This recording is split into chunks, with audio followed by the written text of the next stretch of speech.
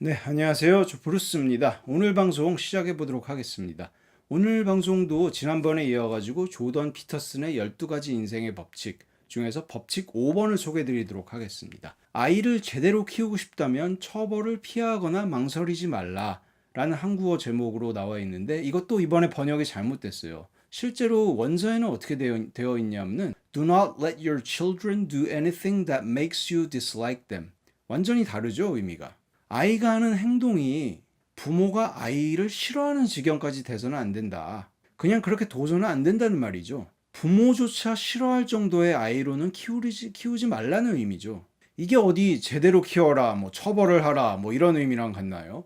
의역을 해도 좀 심했습니다, 이거는. 이제는 번역되면 좀 화날 지경인데요. 왜 그렇게 맥락에도 안 맞는 이런 의미로 번역을 하고 있는지 조던 피터슨한테 이메일이라도 하나 써야 되겠어요. 요즘 한국어판이 번역이 어떻게 되어 있는지 한번 확인을 다시 해보라고. 아무튼 다시 법칙 5번으로 돌아오면은 그것은 이제 부모와 아이에 대한 이야기입니다. 여러분 보통 아이에 대해서는 어떤 식으로 생각을 하나요? 아이는 때가 묻지 않았고 순수하고 착하고 원래는 어떻게 순수하지만 뭐 문화와 사회 때문에 때 묻고 더럽혀진다 뭐 이런 식으로 좀 생각을 하는 경우가 많을 거예요. 그냥 좀 직관적으로 잘 와닿는 이야기죠, 그런 것들이. 그런데 정말로 그럴까요, 그게? 뒤에서 이 부분에 대해서 좀 더 구체적으로 다뤄보기로 하고요. 어쨌든 이런 믿음 때문에 요즘 부모들은 자녀 세대들을 굉장히 어려워합니다. 야단치면 애가 기가 죽을 것 같고 뭐 교육이나 참견 같은 게 괜히 애의 창의력에 영향을 미치지 않을까 뭐 이런 생각도 하고요. 그러다 보니까 자녀의 어떤 감정 변화에 지나치게 민감하게 반응하는 경우가 많이 생깁니다. 그리고 부모의 권위도 이게 흔들리게 되겠죠. 그리고 어떤 부모도 이상한 논리에 많이 흔들리는 것 같습니다.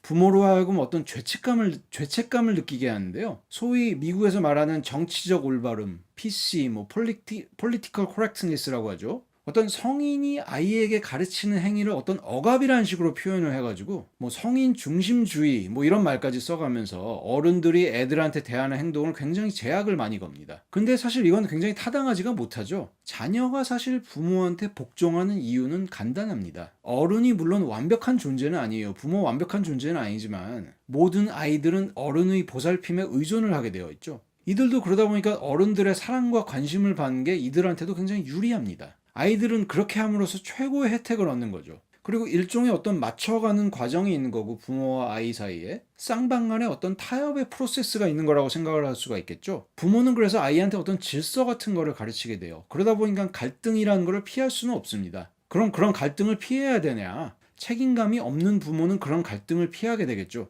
잠깐 어떤 악당이 되는 게 싫어가지고 그 아이에 대한 훈육을 포기하게 됩니다. 그 순간적으로. 근데 생각해보세요. 그렇게 훈육을 하지 않으면 결국은 사회에서 훈육을 당하게 되겠죠. 근데 사회는 부모가 아이를 훈육하는 것보다 훨씬 더 엄하고 매정합니다. 어떠한 매정한 부모보다도 사회는 엄하게 때리고 가혹하게 처벌을 하죠. 부모도 사실 사람입니다. 부모라고 해서 아이를 절대로 미워할 수 없다. 뭐 이렇게 생각한다면 인간의 본성을 어떻게 보면 잘 이해를 못한 게 되겠죠. 뭐 어느 날 굉장히 일진이 안 좋은 날이 있어요. 뭐 일은 일대로 안 풀리고 상사한테 깨지고 뭐 여러 가지 문제들이 많이 생긴 날에 아이가 와서 땡깡을 부리면 아이가 아무리 사랑해도 아이가 이뻐 보일까요? 아무리 착하고 너그러운 사람이라도 그럴 때는 아이한테 좀 미운 감정이 생긴 게 굉장히 자연스럽지 않나요? 피터슨 교수는 본인의 전공대로 심리 상담을 하면서 그런 비슷한 케이스를 굉장히 많이 봐왔습니다. 그건 사실 부모한테 문제가 있는 게 아니라 인간이 원래 그런 겁니다. 인간이 천사가 아닌 이상에는 그런 어떤 한계가 존재를 하는 겁니다. 부모한테도. 부모도 자신의 어떤 그런 한계를 잘 인정하고 받아들여야 되겠죠. 그럼 아이에 대해서 다시 한번 얘기해 볼까요? 앞서 말한 것처럼 아이가 굉장히 순수하고 천사 같고 착하기만 한 걸까요? 유난히 까다롭고 못된 아이도 분명히 있습니다. 우린 거 알죠. 보통 근데 이제 나쁜 아이는 있고 나쁜 아이는 없지만 나쁜 부모만 있다 이러면서 그러니까 아이에 대한 문제, 그러니까 넓은 범주에서 보면 인간의 어떤 타락에 대한 문제, 그런 원인을 사회에서만 일반적으로 찾는 거는 옳지 못하죠. 이런 어떤 단순화는 제대로 따져보지도 않고 문제 해결을 하려고 하는 겁니다. 결국 문제도 해결을 못하죠. 그리고 모든 문제의 원인을 사회에 있다고 가정을 하면은 개인적 문제를 해결하기 위해서 사회를 개혁해야 된다는 결론이 날 거예요. 근데 우리가 알다시피 사회를 개혁한다고 해서 개개인의 골치 아픈 문제들이 전부 사라지나요? 도리어 어떤 변화를 일으키려고 하다가 기존에 있던 어떤 안정이 흔들려서 더 큰 문제들을 발생시키지 않을까요? 그리고 과거에 우리가 봐왔지만 어떤 유토피아를 자기가 이상으로 생각하는 유토피아를 설계하려고 해도 어떤 모든 시도들은 결국 끔찍한 전체주의 사회로 이어져 왔죠. 사실 어떤 순수한 아이라는 허상은 이제 프랑스의 철학자 루소의 영향이 큽니다. 그 사람은 어떤 사회나 사유재산권 같은 게 인간에게 해악을 끼쳤다고 믿는 사람이죠. 문명화 전의 어떤 인간을 고결한 야만인이라고 칭하면서 야만인들이 굉장히 온화하고 경이로운 존재였다고 표현을 하는 사람입니다. 실제로 그러면서 자기는 자기 5자녀를 다 고아원으로 보낸 사람이기도 해요. 근데 우린 사실 알아요. 인간이라는 것은 선함과 악함을 동시에 지니고 있는 존재입니다. 어린 아이도 어른만큼이나 어두운 면이 사실은 있어요. 일반적으로 그런 어두운 면을 통제하는 것을 배우는 것은 어른이 되어가면서 배우는 겁니다. 친절, 양심, 배려 같은 것들이 다 이제 어른이 되어가면서 배우는 거죠. 우리 알잖아요. 노골적인 어떤 괴롭힘 같은 경우는 학교 운동장에 더 많아요. 사회에서보다. 모든 인간이 그렇듯 결국 어린아이라고 해서 선하기만 한 건 아니에요. 그래서 어린아이가 사회의 일원이 되려면 어떤 사회화의 어떤 과정을 거쳐야 되겠죠. 적절한 어떤 교육이나 훈련 그리고 사랑을 받지 못하면은 잘못될 가능성이 큽니다. 사실 어떤 적절한 관심을 받지 못하면은 어린아이는 어떤 스트레스를 받는 정도가 정신적이나 육체적 학대를 받는 것 못지않아요. 이런 어떤 데미지나 스트레스 같은 게 의도적인 어떤 위해를 가하는 건 당연히 아니겠죠. 그렇지만 피해 정도는 그에 못지가 않습니다. 부모의 어떤 자상한 무관심, 이런 건 굉장히 위험한 겁니다. 아이가 어떤 옳고 그름을 배우지 못한 상태에서 크게 되면 결국 피해는 아이가 고스란히 다 받게 돼요. 이런 아이들은 또래와 잘 어울리기가 힘들죠. 함께 놀기 좋은 대상이 아니기 때문입니다. 예를 들어서 습관적으로 엄마의 얼굴을 때리는 아이가 있다고 가정을 해봅시다. 왜 그런 짓을 할까요? 엄마를 지배하기 위해서 그런 거죠. 자기의 나쁜 짓이 어디까지 허용된지를 확인하기 위해서 하는 거죠. 그게 굉장히 이해하기 어렵고 아이가 폭력적인 게 걱정이 되나요? 폭력은 근데 사실 본성에 가까운 거라고 볼 수가 있어요. 오히려 이해하기 어려운 건 평화입니다. 아이한테는. 평화는 오히려 배우고 익히고 노력해야지 얻을 수가 있는 거기 때문이죠. 통계적으로 보면은 3살짜리 아이가 인간 종족에서는 가장 폭력적이라고 해요. 미지의 영역을 탐구하기 위해서 주먹으로 때리고 깨물고 훔치고 뿐만 아니라 분노, 좌절, 어떤 충동적 욕구의 해소의 행동을 계속하죠. 어떤 허용 범위의 한계를 알아보기 위한 겁니다. 이때부터 아이의 어떤 잘못된 행동을 교정해주기 시작하면은 아이는 허용되는 어떤 공격의 한계를 인식하게 되죠.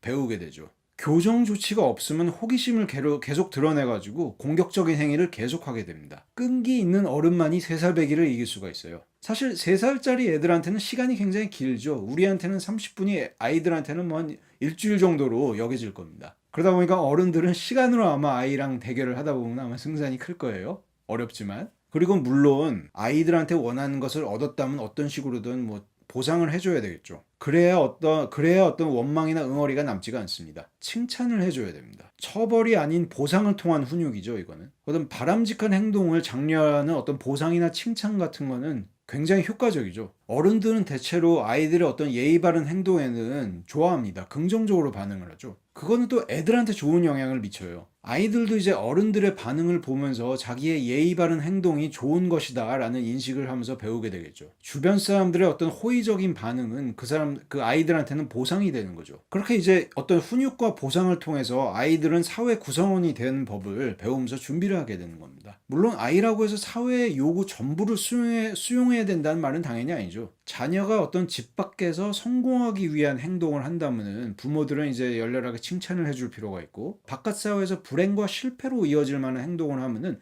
단호하게 혼내줘야 되는 거죠. 사회화가 잘 안 된 아이는 원만한 삶을 살기가 굉장히 어렵습니다. 부모는 바로 훈육을 통해서 그 아이의 사회화를 이제 준비해줘야 되는 거죠. 오컴의 면도날이라는 말이 있습니다. 오컴이라는 이제 옛날에 아마 신부였을 거예요. 이분이 이제 얘기한 건데, 뭔가를 설명할 때는 필요 이상의 것들을 가정해서는 안 된다. 가장 단순한 가정들이 진실에는 가깝다는 말입니다. 아이의 훈육에도 이런 말을 적용하고 싶은데요. 왜냐하면 규칙이 너무 많으면은 그 규칙을 적용받는 아이나 가르쳐줘야 되는 어른이나 지치고 불만이 많아지죠. 피터슨 교수가 제시하는 훈육 원칙은 이렇습니다. 첫째, 중요한 최소의 규칙만 남겨라. 예를 들어 자기 방어를 위해서가 아니라면 폭력을 쓰지 말아라. 아이들을 이유 없이 괴롭히지 말아라. 사실 이런 것들이 결국은 나중에 네가 교도소로 안 갈 수 있는 방법이죠. 음식을 먹을 때는 예의 바르고 기쁘게 먹어라, 감사하면서. 이런 것들은 이제 다른 사람들이 나중에 즐거운 마음으로 당신을 식사 자리에 초대할 수 있는 이런 초석이 되겠죠. 그리고 두 번째 원칙은 그 규칙을 적용할 때 최소한의 힘만을 사용해라. 뭐 이거는 사실 아이들마다 다 개개인의 차이가 있을 거기 때문에 최소의 간섭부터 시작해가지고 실험을 통해서 알아보는 수밖에 없어요. 그 최소의 힘이라는 게 어디가 기준인지.